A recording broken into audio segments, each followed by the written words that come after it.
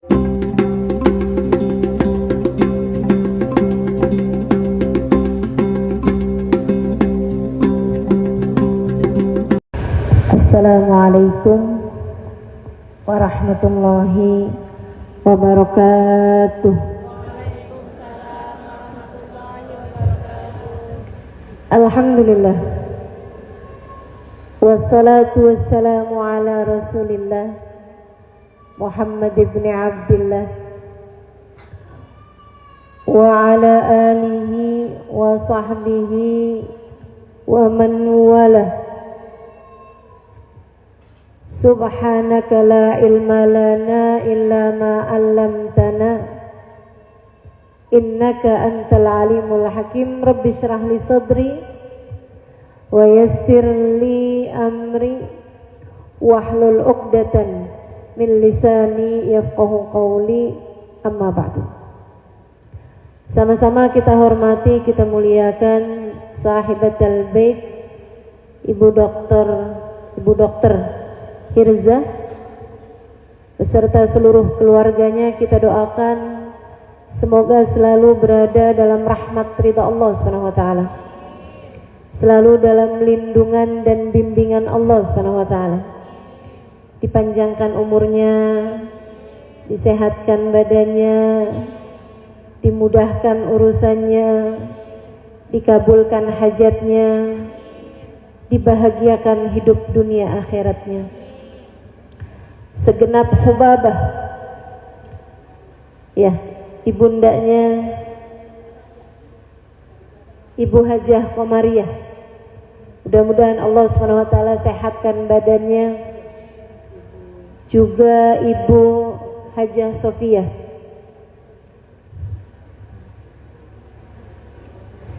mudah-mudahan semua keluarga besar dari Kiai Haji almarhum Tahir, semoga semuanya dalam limpahan rahmat ridha Allah Subhanahu wa taala insyaallah. Amin ya rabbal alamin. Para hubabah, wabil khusus Hubabah Anisah Al-Kaf, juga para hubabah yang lain kita doakan mudah-mudahan panjang umur dalam keberkahan insyaallah. Para ustadzah, bil khusus ustadzah Aisyah Baharun, kita doakan semoga semakin berkah kehidupannya insyaallah. Tim Hadrah Az-Zahra dan juga semua jamaah yang hadir di majelis ini, segenap ibu-ibu nyai, segenap pimpinan majelis ta'lim, ibu wali kota juga, dan semua yang hadir di majelis ini, baik ibu-ibu, kakak-kakak, adik-adik, anak-anak, nenek-nenek, janda-janda.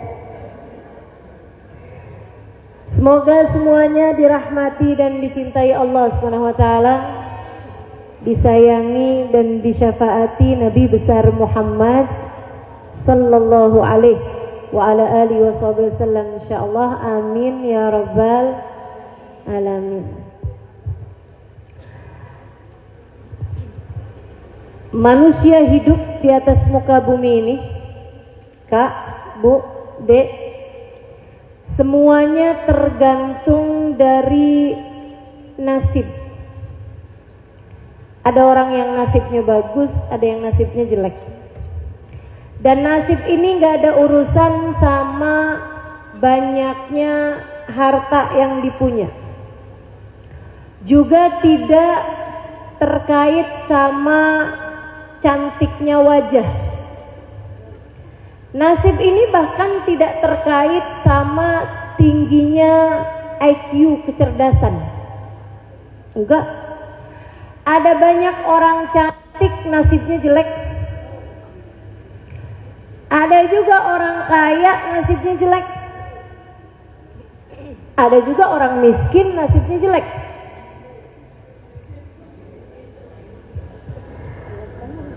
Ada juga orang pinter nasibnya jelek. Banyak juga orang gak pinter nasibnya jelek juga.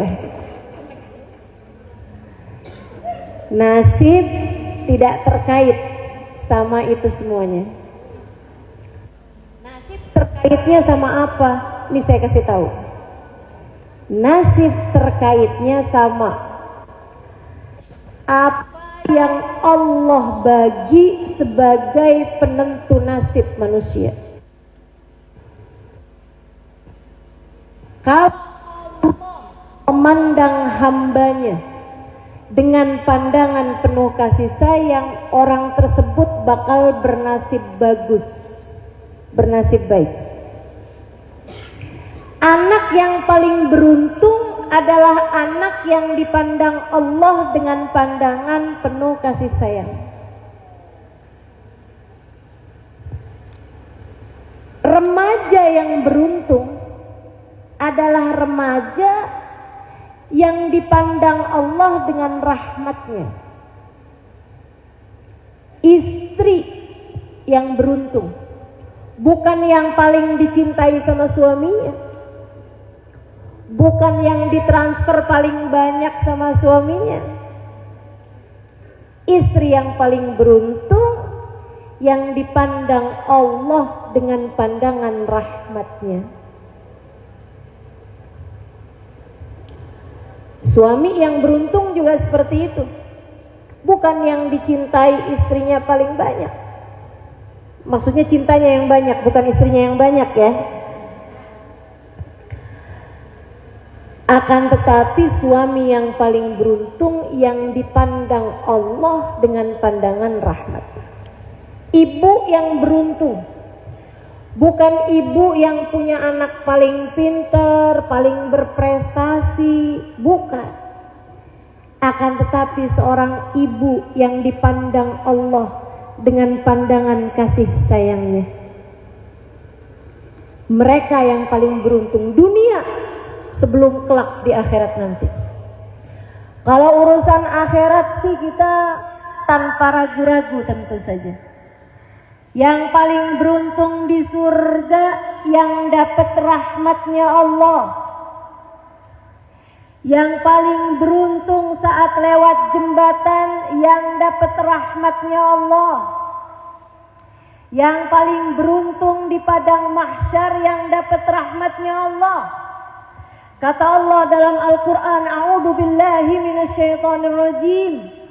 فَأَمَّا الَّذِينَ اسْوَدَّتْ وُجُوهُهُمْ أَكَفَرْتُمْ بَعْدَ إِيمَانِكُمْ فَذُوقُوا الْعَذَابَ بِمَا كُنْتُمْ تَكْفُرُونَ وَأَمَّا الَّذِينَ ابْيَضَّتْ وُجُوهُهُمْ فَفِي رَحْمَةِ اللَّهِ هُمْ فِيهَا خَالِدُونَ.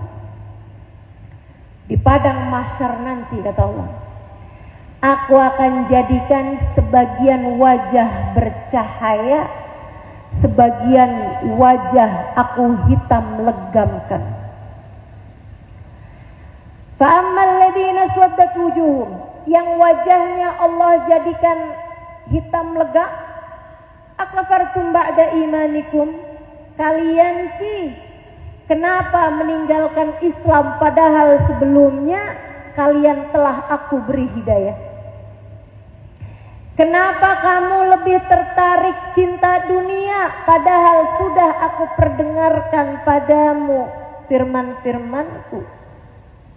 Kenapa kamu lebih tertarik jalan-jalan yang membuatmu jauh dari Allah dan meninggalkan ajaran serta jalan yang dibawa oleh Nabi Muhammad dan diteruskan oleh para ulama-ulama Islam?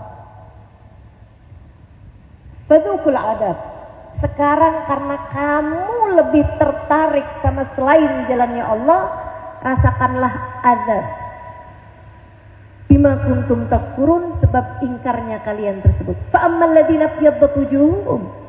Nah, kalau yang wajahnya dibuat bercahaya tuh kenapa ya Allah? Fa fi rahmatillah. Karena mereka berhasil meraih rahmatnya Allah, karena mereka adalah orang-orang yang mendapatkan rahmatnya Allah. Di akhirat yang paling beruntung yang dapat rahmatnya Allah. Dikubur juga gitu. Siapa yang paling beruntung di kuburnya? Bukan yang harga kuburannya paling mahal. Sekarang lagi musim nih. Anak-anak kalau orang tuanya meninggal dikuburin di tempat-tempat yang mewah.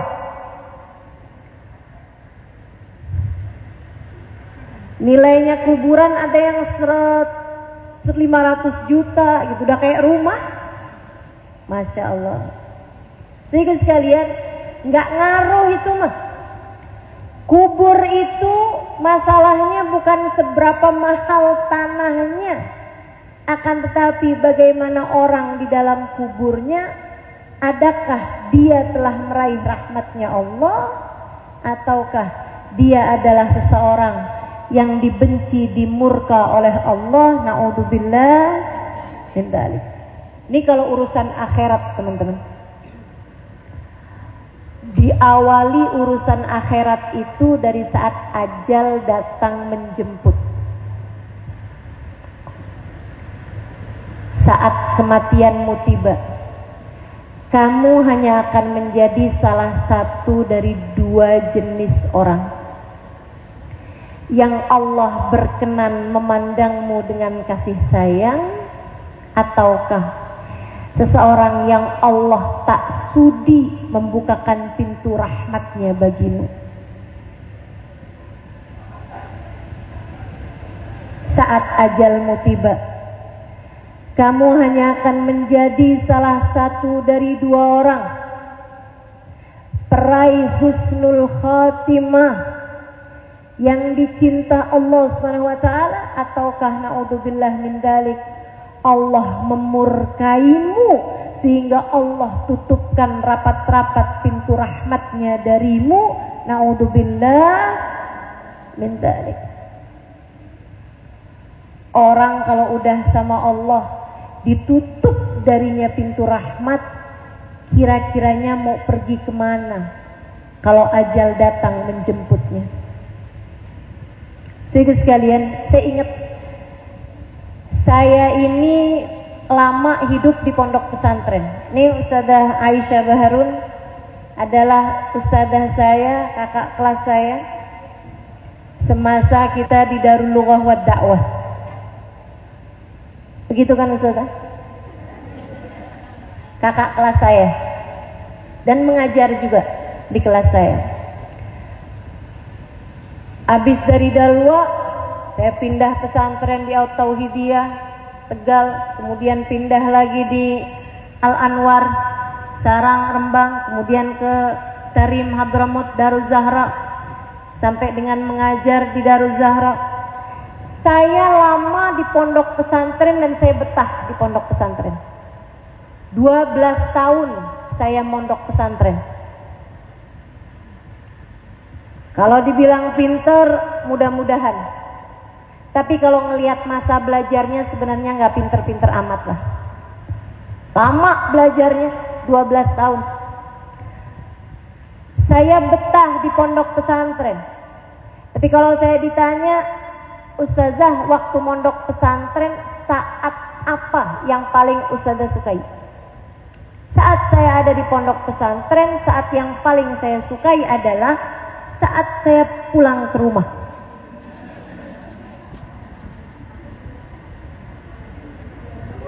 Seneng bener saya hitungin harinya, kurang berapa hari lagi gitu. Kenapa gitu? Karena saya tahu saat saya pulang ke rumah, yang di rumah ridho pada saya, yang di rumah sayang sama saya, yang di rumah bersiap menyambut saya dengan segala kasih sayang mereka. Umi saya udah tanya mau dimasakin apa, abah saya tanya mau diajak jalan-jalan kemana, mau dibeliin apa. Gimana nggak senang? Saya pikir semua orang selalu senang pulang, tapi ternyata tidak. Satu hari ketika saya sudah mulai ngajar-ngajar seperti ini, saya lagi ada di Jakarta, HP saya pegang buat nunjukin jalan ke arah majelis. Di tengah jalan, waktu handphone saya pegang itu, ada telepon masuk, membuat saya nggak bisa lihat petanya. Mau nggak mau saya mesti angkat, padahal biasanya saya tidak mengangkat telepon dari nomor yang tidak saya kenal. Jadi nggak usah coba-coba telepon saya. Saya pun mengangkat nomor telepon tersebut karena saya mau bilang sama dia tolong tutup teleponnya, sebab HP-nya sedang saya pakai buat tunjuk jalan. Ketika saya angkat, suara tangisan seorang perempuan. Nyesek banget nangisnya.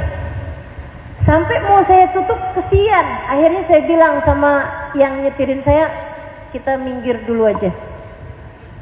Saya tanyain, kamu kenapa? Dia bilang, maafin saya Ustazah. Kamu siapa? Saya bilang, Ustazah gak kenal sama saya. Ya makanya saya tanya.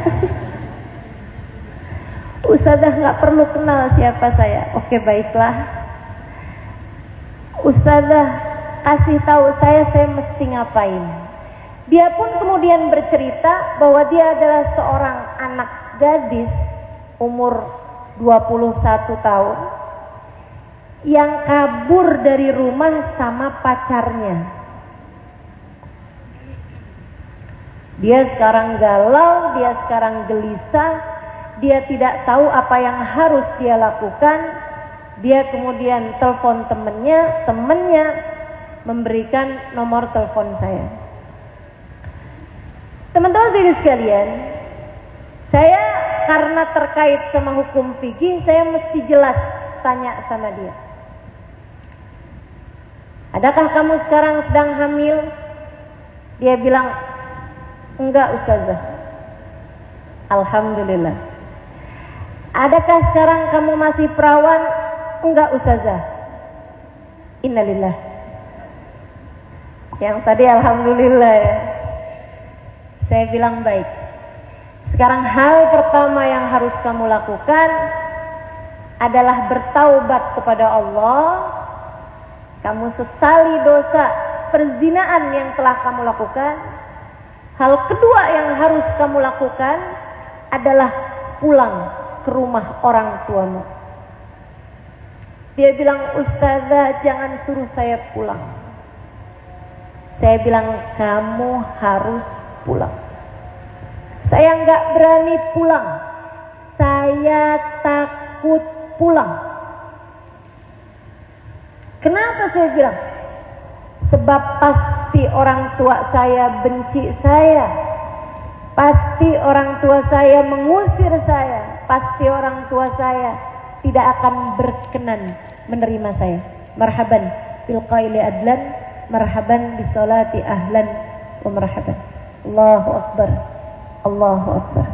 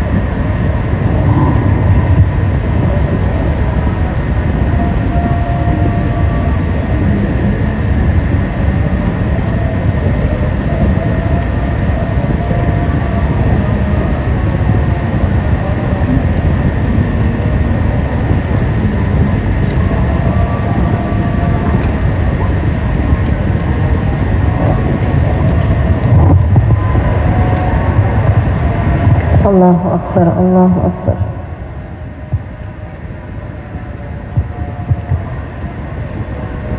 La ilaha illallah Muhammadur Rasulullah sallallahu alaihi wasallam. Allahumma rabb hadhihi ad-da'wati at-tammah was-salatil qa'imah ati sayyidina Muhammadan al-wasilata wal fadilah wasyaraf wad darajatal 'aliyata ar-rafi'ah وبعث المقام المحمود الذي وعدته إنك لا تخلف الميعاد يا أرحم الراحمين. ربي اغفر لي ولوالدي، ربي اغفر لي ولوالدي، ربي اغفر لي ولوالدي، ربي اغفر لي ولوالدي، ربي اغفر لي ولوالدي وارحمهما كما ربياني صغيرا. وصلى الله على سيدنا محمد وعلى آله وصحبه وسلم والحمد لله rabbil alamin. Saudara sekalian, saya bujukin dia untuk tetap mau pulang. Kemudian saya pun menutup telepon sesudah mendoakan dia. Saya jadi tahu ternyata tidak semua orang suka pulang. Enggak semua orang senang pulang. Kematian adalah seperti itu. Kematian adalah saat kepulanganmu kepada Allah. Teman-teman saudara sekalian, kematian adalah saat kepulanganmu kepada Allah. Ada yang senang ketika pulang kepada Allah karena dia tahu yang dia temui ridho padanya, karena dia tahu yang dia temui penuh kasih sayang padanya, karena dia tahu yang dia temui bersiap menyambutnya. Akan tetapi ada juga orang-orang yang ketika datang kematian dia ketakutan setengah mati. Kenapa? Dia tahu yang di dalam rumah tak berkenan untuk menerimanya. Dia tahu yang dia temui membencinya. Dia tahu yang akan dia temui, yang dia pulang kepadanya tidak ridho padanya. Dan bu, kalau kamu punya satu keperluan, satu kebutuhan yang sangat mendesak, tapi di rumah kamu nggak ada, kamu mungkin akan telepon saudarimu, kamu mungkin akan datang kepada tetanggamu. Satu pintu menolak, kamu bisa datang ke pintu yang lain. Satu orang menolak, kamu bisa datang kepada orang yang lain. Akan tetapi kalau kamu mati, kamu tidak datang kecuali kepada Allah. Kalau Allah menolakmu, pintu siapa yang akan kamu ketuk kemudian?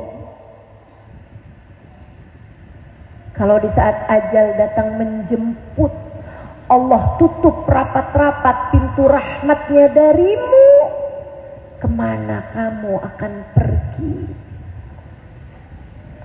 Saudaraku sekalian yang saya muliakan, maka penting bagimu, penting bagiku, di sisa hidup yang Allah bagi kepada kita ini, untuk mulai mencari-cari rahmatnya Allah, untuk mulai menapaki jalan mendekatkan kita kepada kasih sayang Allah.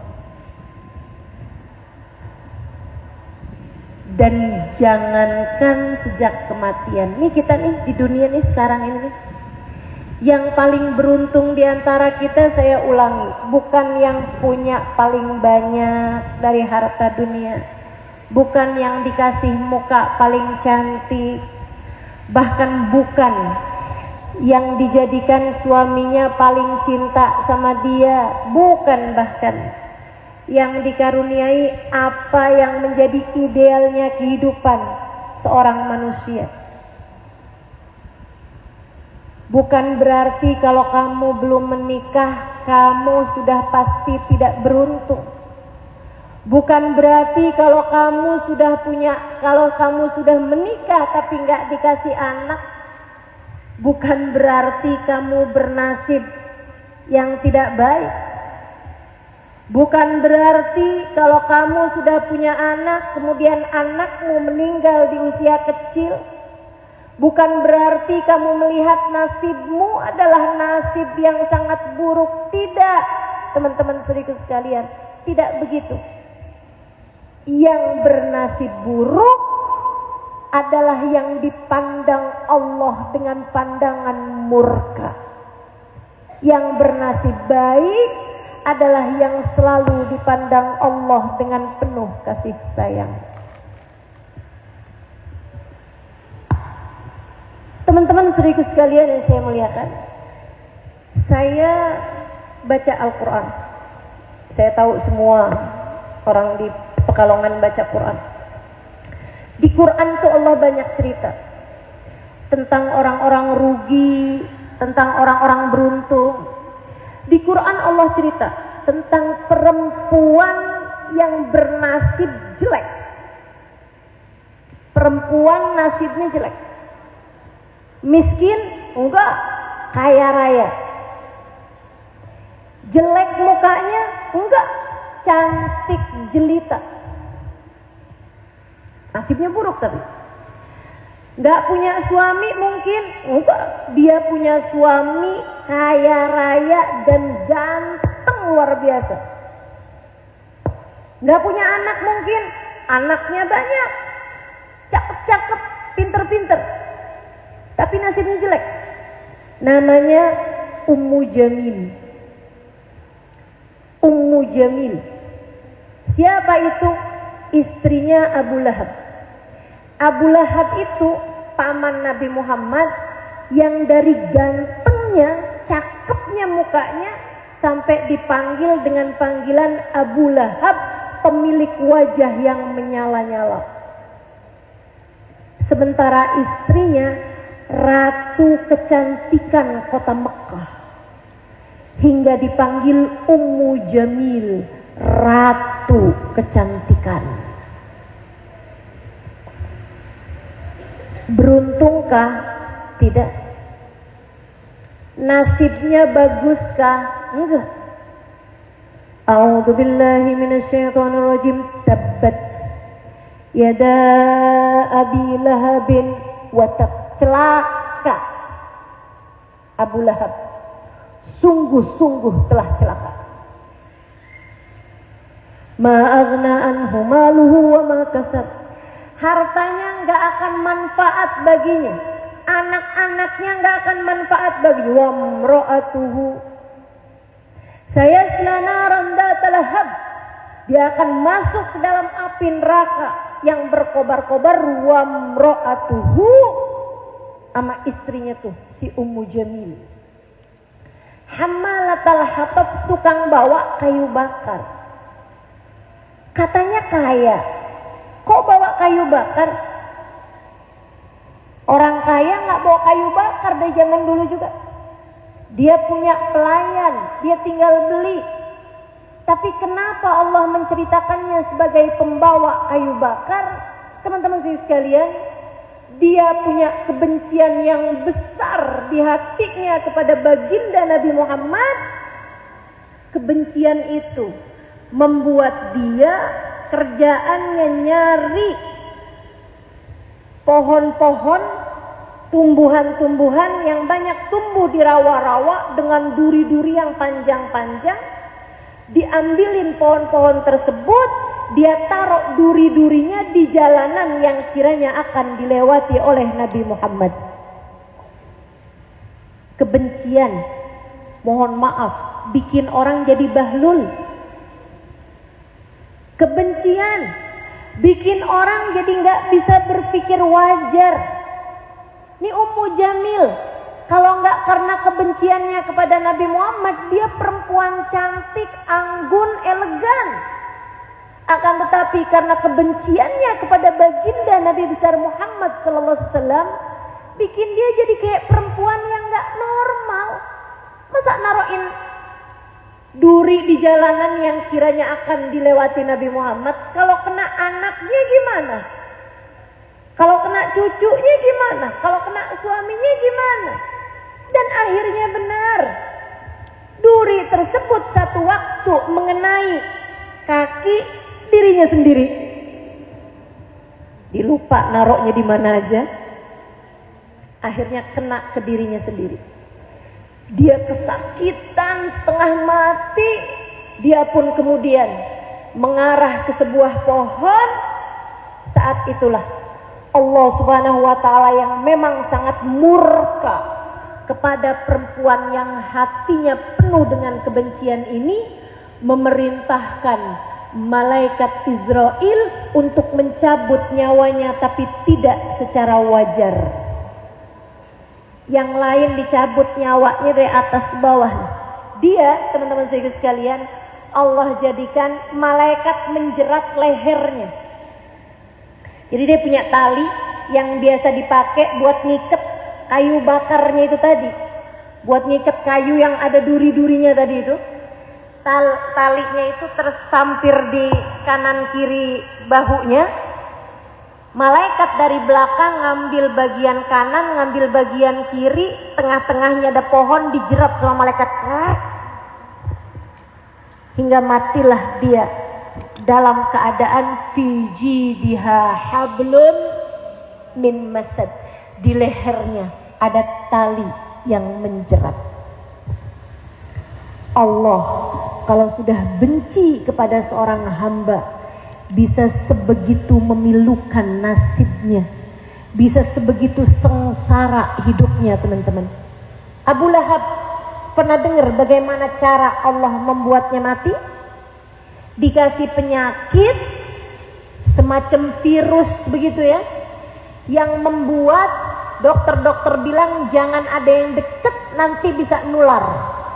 Sehingga anak-anaknya pun gak berani mendekat, dia kepanasan, kesakitan, setengah mati, gak ada siapapun mau mendekatinya. Dia kemudian bilang dengan suara parau di akhir-akhir hidupnya, haus, haus, air, air. Anaknya ngambil galah, ditaruhin gayung di ujungnya, diambilin air, kemudian dari kejauhan meletakkan air tersebut di mulut sang bapaknya tersebut. Laki-laki yang dipandang di masyarakat, paman Nabi Muhammad, anak Abdul Muttalib, pemimpin Quraisy, kaya raya, anaknya banyak, istrinya cantik, dan seorang dengan wajah yang cakep luar biasa. Allah hinakan hidupnya, akhir hidupnya keluarganya tak ada satupun yang berkenan ada di sampingnya, sampai mati dalam keadaan seperti itu. Habis mati dokternya bilang, ini walaupun dia mati virusnya nggak mati, jadi tetap bisa nolak, tetap bisa nular juga. Apa yang terjadi? Anaknya yang suruh ngubur nggak ada yang mau, takut, nggak ada yang berkenan buat pegang badannya. Akhirnya sama anak-anaknya dibikinin sekitar jarak 2 meter 3 meter dari tempat jenazahnya, digali tanah. Habis digali tanah, pakai sekop didorong-dorong badan bapaknya sampai kemudian jatuh ke lubang tersebut. Buru-buru mereka segera menguburnya. Gak dapat rahmatnya Allah, dimurka sama Allah. Gak pernah enak, teman-teman seriku sekalian. Kamu kalau dibenci sama Allah, hidupmu gak akan pernah menyenangkan. Kamu kalau Allah memandangmu dengan pandangan kebencian, hidupmu hanya akan berisi siksaan demi siksaan. Meski berapapun yang kamu punya, meski apapun yang berhasil kamu raih di atas muka bumi ini, nasib manusia hanya bergantung dari apakah Allah merahmatinya atau tidak.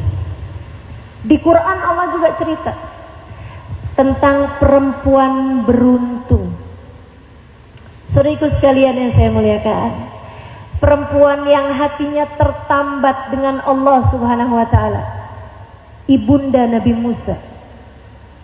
Hari kelahirannya ditandai dengan mimpinya Fir'aun, bahwasanya kekuasaanmu akan hancur disebabkan seorang laki-laki yang lahir di malam ini. Saudaraku sekalian yang saya muliakan, malam hari itu Yukabat, ibunda Nabi Musa, baru saja melahirkan Nabi Musa alaihissalam.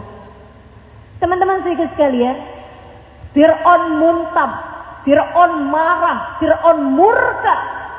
Beberapa hari kemudian Fir'aun memerintahkan untuk membunuh semua bayi yang lahir pada masa tersebut.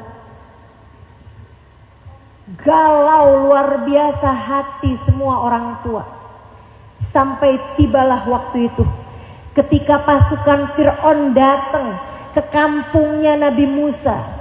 Ibunda Nabi Musa galau luar biasa, kacau hatinya. Ya Allah, apa yang harus saya lakukan terhadap putraku ini ya Allah?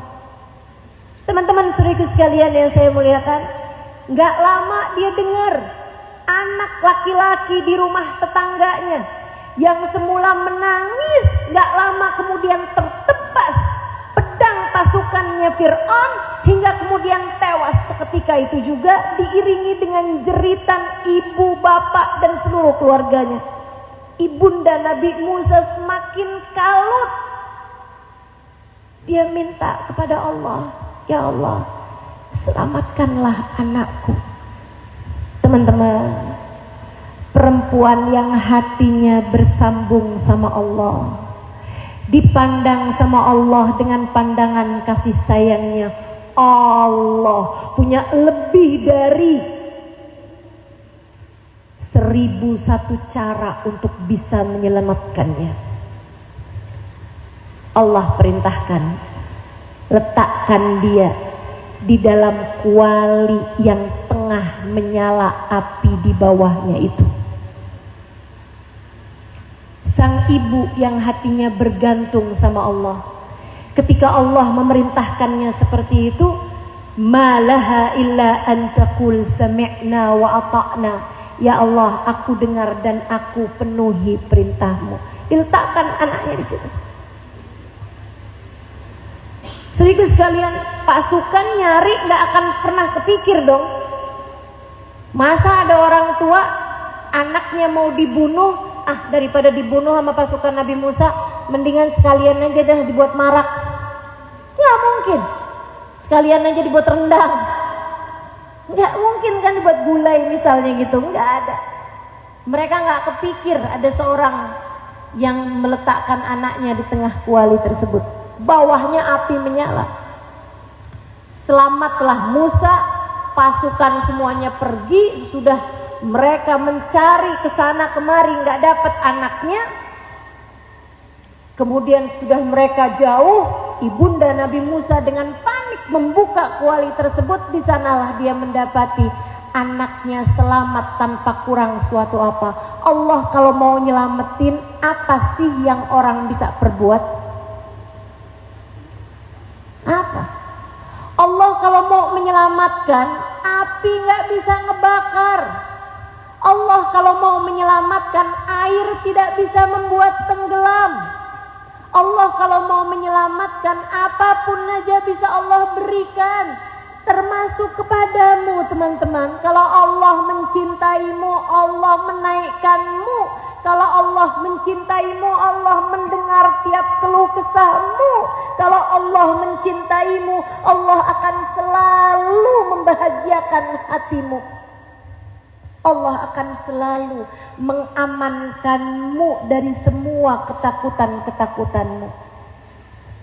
Lebih ajaib lagi, ibunda Nabi Musa berdoa meminta petunjuk pada Allah. Ya Allah, bagaimanapun orang nanti pasti akan dengar bahwa saya punya anak. Ya Allah, gimana cara saya menyelamatkan anak saya? Allah bilang, alqihi fil yam, hanyutkan dia di sungai. Allah kalau punya urusan semau-mau Allah, teman-teman. Minta diselamatin malah disuruh hanyutkan ke sungai. Dikerjain, hanyutin ke sungai. Hati itu kalau udah terpaut sama Allah, apapun yang jadi perintah Allah, sami'na. Disuruh sholat 5 waktu, sami'na. Disuruh nutup aurat, sami'na. Disuruh lemah lembut kepada suami, sami'na. Disuruh lemah lembut kepada anak-anak, sami'na. Disuruh berbakti kepada orang tua, sami'na. Begitu. Maka dia pun sami'na wa ata'na, dihanyutkannya anak tersebut. Sambil galau hatinya membuat kepada saudara Nabi Musa, kakaknya Nabi Musa. Dia bilang, nak, coba liatin itu kursi, coba liatin ke arah mana air membawa adik kamu itu. Subhanallah, Allah jadikan air mengarah ke rumahnya Fir'aun. Mau diselamatkan dari Fir'aun, Allah bawanya ke tempat Fir'aun. Istrinya Asiyah lagi mandi, kelihatan ada apaan tuh. Pas dilihat, anak bayi. Dia pun ngambil bayi tersebut, cakep. Allah taruhkan dalam hatinya rasa cinta. Dia pun kemudian masuk bawa anak. Fir'aun bilang, apa tuh Asiyah?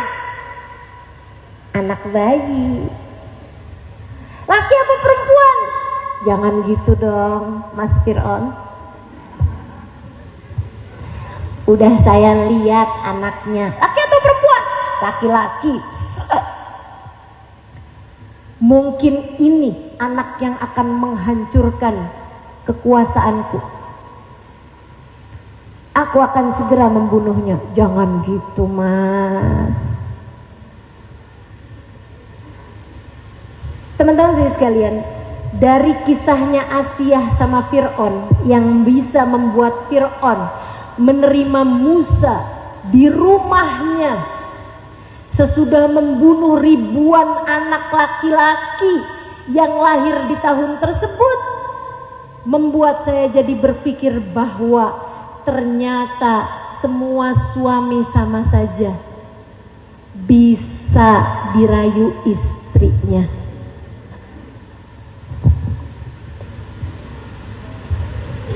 Betul nggak?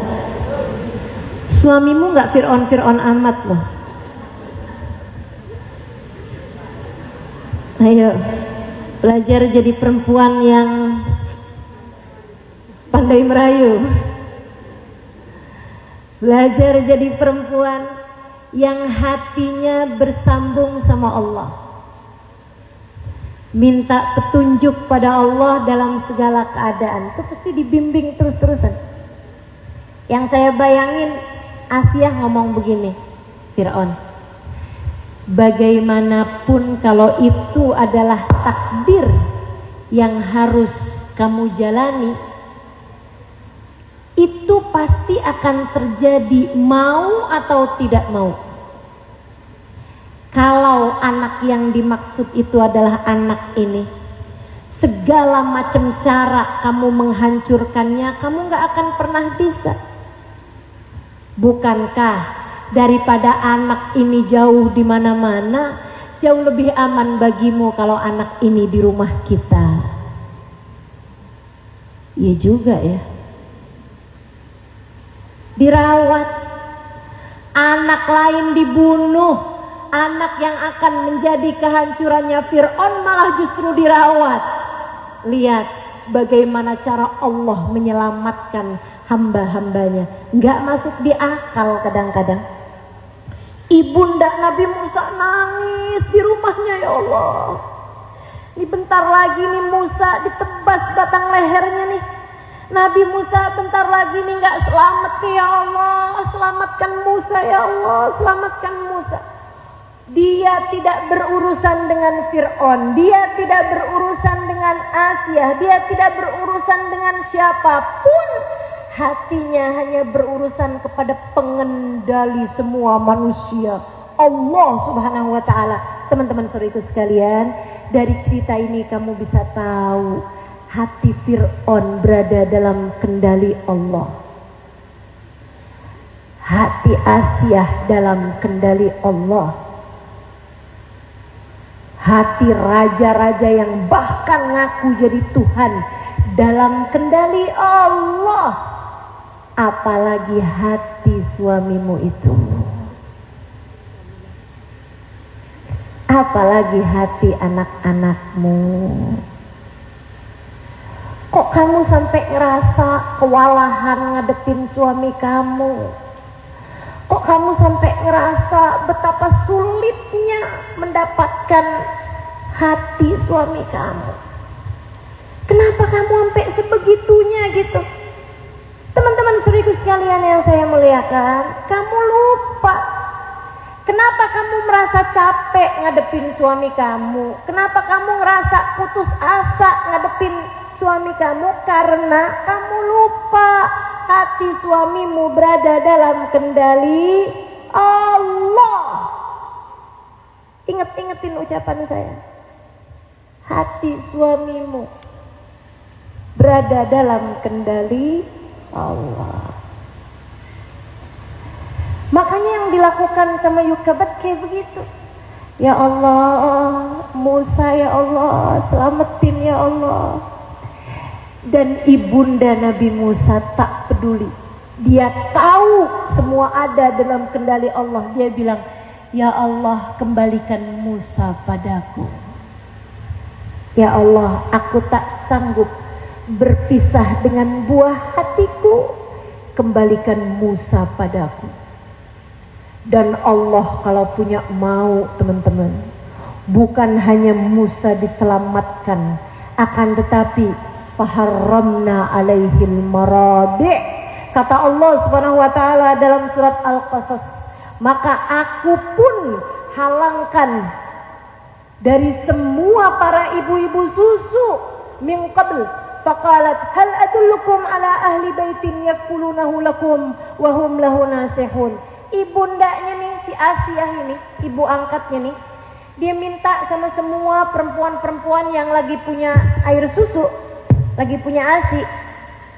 Kalau punya susu semua ya, lagi punya ASI, dia minta untuk nyusuin Nabi Musa. Allah kemudian faharramna alaihil maradi. Nabi Musa kecil, baru berusia beberapa hari, tiap minum air susu dari selain ibunya, semua dilepeh. Gak ada yang dia mau. Bingung Asiah kemudian. Asiah akhirnya mengumumkan, siapapun di antara kalian warga negeriku yang sedang punya air susu, silahkan kemari. Aku akan menjadikannya ibu susu bagi anakku ini, dan aku akan penuhi kebutuhannya selama masa penyusuan.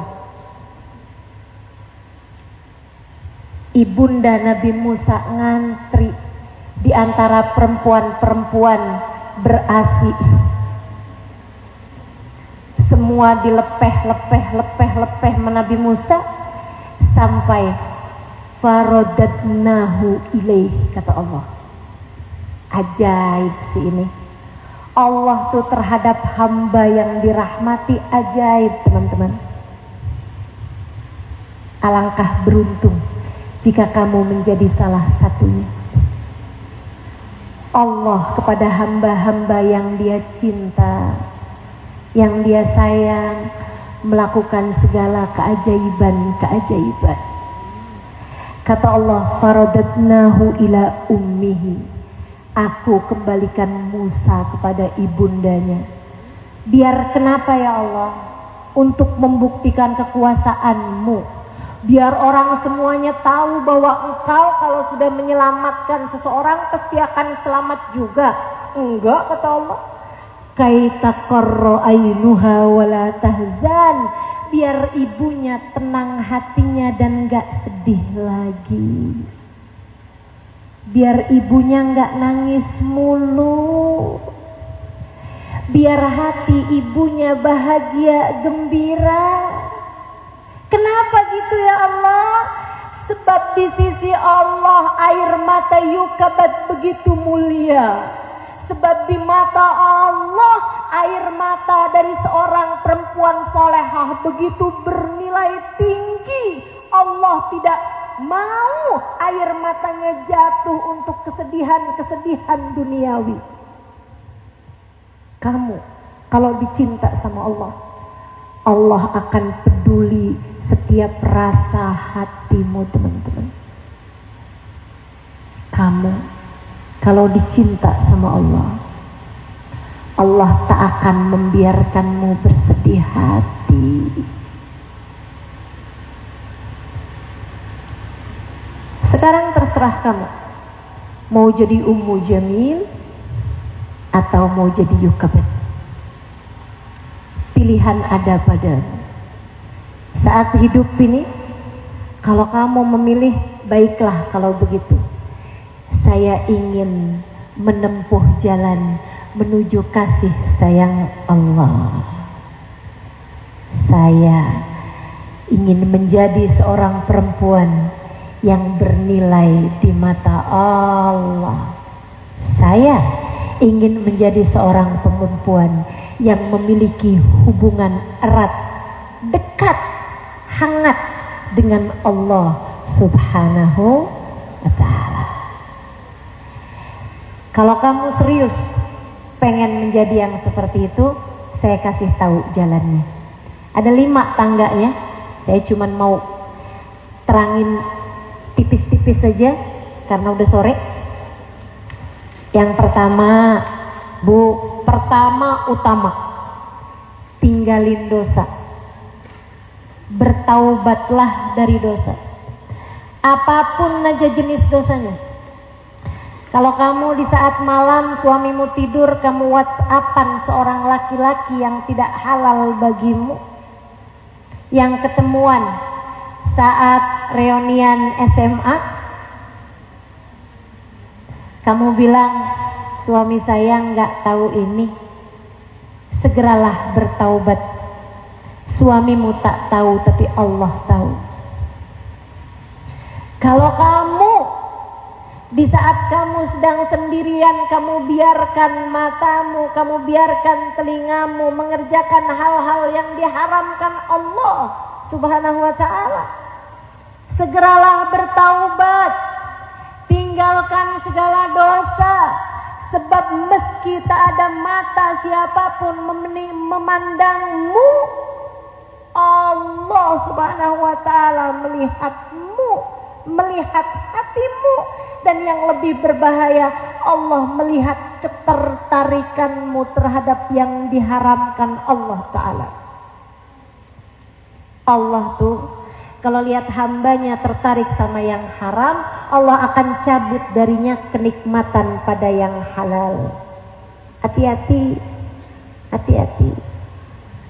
Saudaraku sekalian yang saya muliakan, hati-hati sama semua jenis perkara-perkara dosa, termasuk harta yang haram.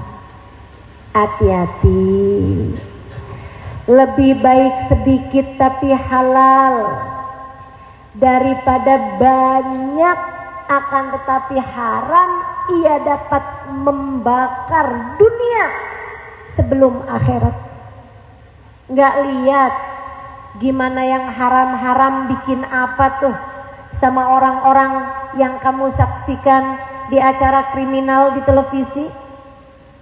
Bagaimana harta korupsi bikin apa tuh teman-teman saya sekalian? Bawa kemana?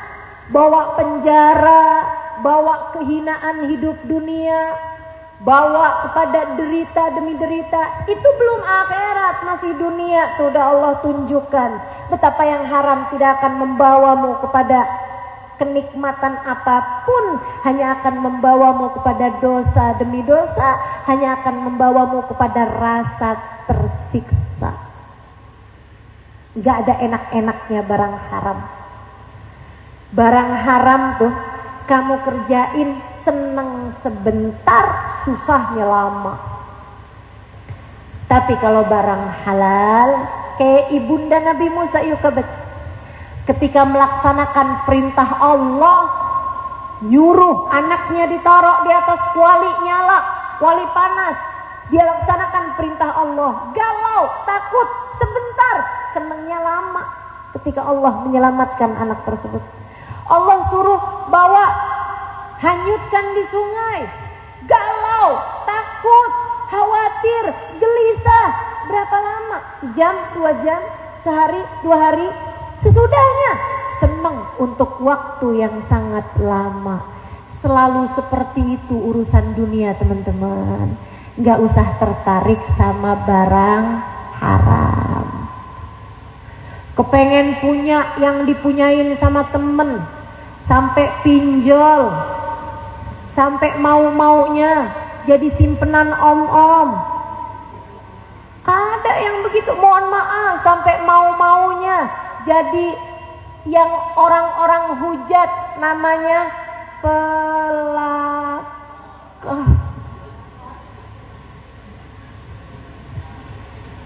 Senang berapa lama? Senangnya berapa lama? Susahnya jauh lebih panjang. Jangan tertarik sama yang haram.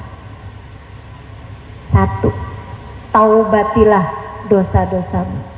Yang kedua, taatlah, mendekatlah,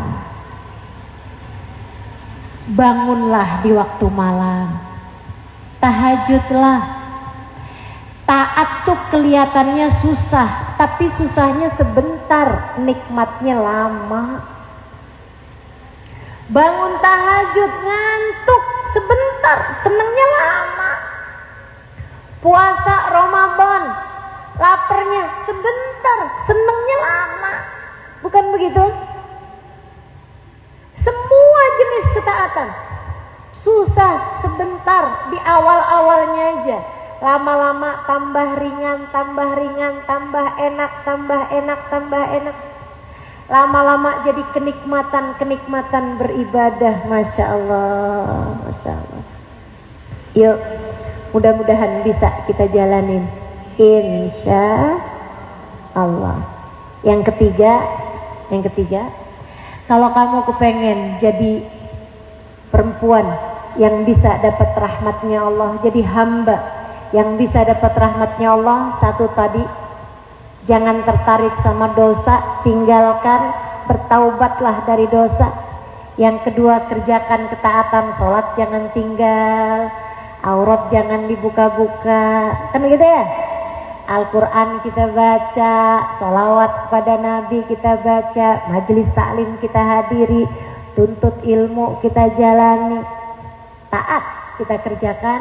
Yang ketiga, hatimu bersandarlah hanya kepada Allah yang satu. Jangan bersandar kepada siapapun atau apapun, teman-teman. Semua lemah, semua tak berdaya. Kamu sandarannya mau Allah aja. Ingetin diri terus, ingetin diri terus, ingetin diri. Suami hatinya lagi berpaling kepadamu, ingetin diri. Wahai diri, tenang, yang tenang. Hati suami ada dalam genggaman Allah. Ya Allah, kembalikan hati suamiku hanya kepadaku. Begitu? Enggak. Terus biarin aja nih hati suami berpaling kepada perempuan lain. Enggak gitu juga.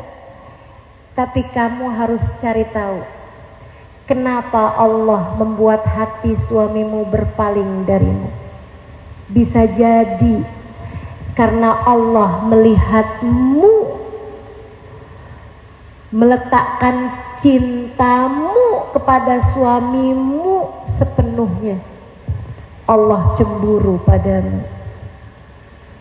Saya sering berpikir bahwa ketika hati suami berpaling dari seorang istri, itu adalah cara Allah untuk mengenalkan kepada istri tersebut bahwa hanya cinta Allah lah yang sejati. Allah kayak lagi mau bilang, tuh liatin, kamu sih cintanya sama suami aja, aku kamu tinggalkan. Lihat,